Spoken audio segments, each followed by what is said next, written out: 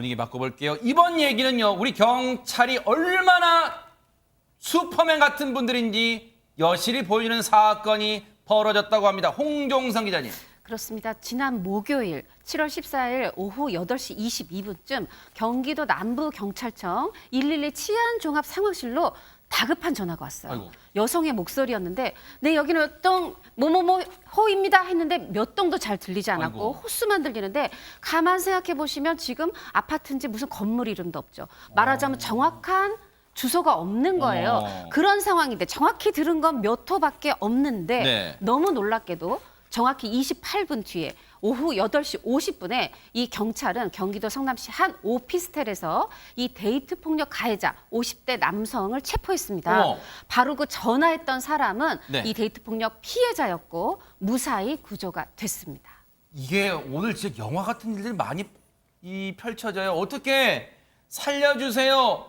몇 호입니다. 그 몇 호도 잘 안 들렸어요. 그것만 듣고 어떻게 찾아내요, 하정우 평론가님. 경찰이 이게 비상 상황이라고 판단을 하고 총력 대응을 한 건데 위치 파악을 해야 되는 거거든요. 근데 그 상대방 전화만 그것만으로 정확하게 위치를 파악하려면 그 통신사의 가입자 조회를 해야 됩니다. 그런데 가입자 조회를 할 경우에 그 결과가 나올 때까지 기다려야 되거든요. 근데 긴급 상황인데 기다릴 수가 없잖아요. 그래서 일단 통신사의 가입자 조회를 의뢰를 해놓고 동시에 휴대전화 GPS 자동 위치 추적을 한 거예요. 근데 이거는 정확도는 조금 떨어지거든요. 일단 어느 지역인지 좀 넓은 범위라도 알아야 되니까. 그래서 GPS 추적을 해가지고 네.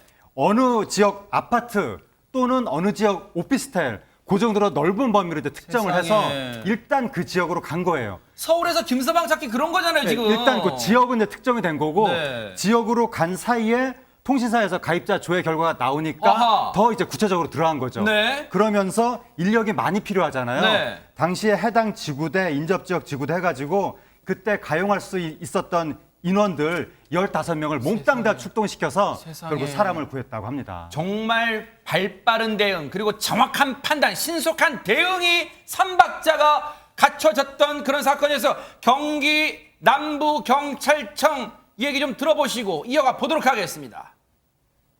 그러니까 살려주세요 하고 그 호수만 얘기를 했어요. 몇 동이라고도 정확치 않고요.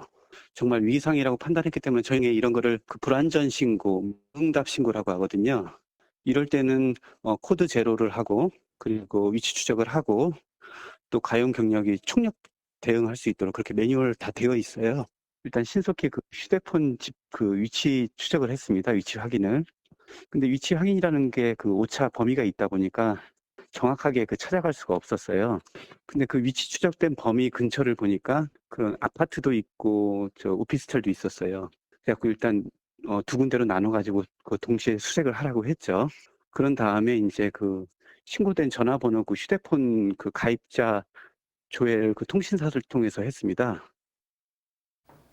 그런데 지금 일련의 과정을 쭉 설명하니까 시간이 상당히 오래 걸린 것 같지만 그 오래 걸릴 것 같은 행동을 정확한 판단과 신속한 대응으로 세상에 28분 만에 위기에 빠진 피해자를 구해낸 거예요, 세상에. 지금 그동안 경찰이 성폭행이라든지 여러 가지 폭력 사건도 긴급한 사건에 출동에 많은 문제점이 있었습니다. 근데 이제 코드 제로라는 건 뭐냐면 아주 생명에 위급할 때 발령하는 거고 코드 제로에 따라 경찰관이 현장에 출동하지만 아파트나 오피스텔은 층수가 있기 때문에 정확한 위치가 안 나옵니다. 아, 그러겠네요. 정밀하게 그 추적을 한다 하더라도 층수 때문에 어려움이 있는데 그렇죠. 또 하나의 단계는 그 통신 자료를 네. 뽑아서 가입자의 주소를 파악을 해서 동시에 했다는 것은 상당히 경찰의 매뉴얼상 대처를 잘한 거로 지금 파악이 되고요. 네. 현장의 경찰과 또 피해자 구조를 위해서 네. 119와 함께 출동을 했는데 문이 잠겨 있어서 어허. 강제 개방을 했다고 합니다.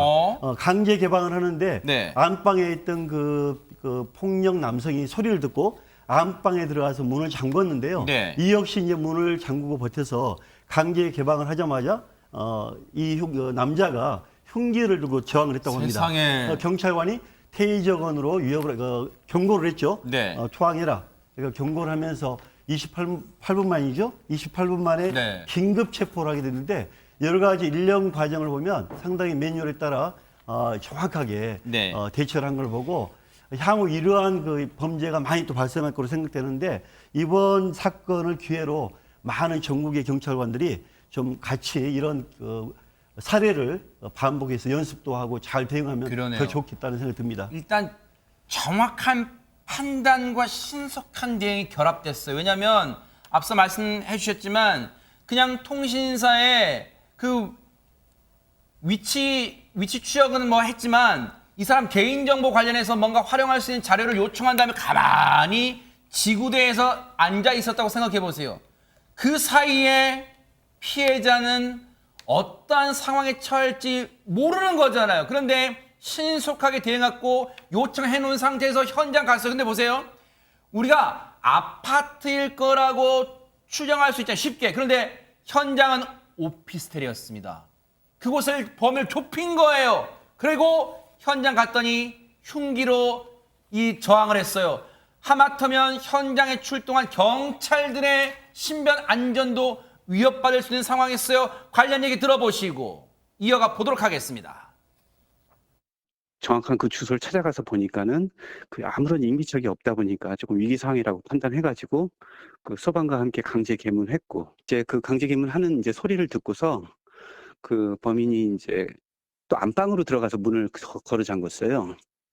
그래서 다시 또 안방을 또 강제 개문해서 하니까 이제 그 흉기를 들고 이제 저항을 하는 상태였고 출동했던 우리 직원이 이제 테이저건 등 이제 겨누면서 투항 명령을 하니까는 그제서야 이제 내려놓고 순순히 그 체포에 응한 거죠. 사실은 물론 전국의 경찰분들이 다 고생하시는데 그런데 간혹 여론의 문매를 맞는 경우가 그런 거 있잖아요. 이런 신고, 이게 불완전 신고라면서요. 무응답 신고. 이런 신고를 장난 전화 등으로 오인해서 소극적 대응하는 경우가 있어 왔잖아요. 왕왕. 그래서 여론의 문매를 맞게 됐는데 이번에 경찰은 정말 대응 잘한 거예요. 손정희 변호사님. 정말로 위험한 상황이었습니다. 실제로 지난 14일에 있었던 사건인데요. 오후 6시 반부터 그 흉기로 위협하고 폭력을 행사하는 일이 시작됐다라고 합니다. 아까 경찰관 분께서 8시 50분경 검거했다 했잖아요. 무려 2시간이 넘는 시간 동안 이 가해 남성이 피해 여성을 향해서 흉기로 위협을 하고요. 어머. 실제 폭행에서 다수의 상해 피해를 입히기도 했습니다. 해당 남성 50대 피의자인데요. 네.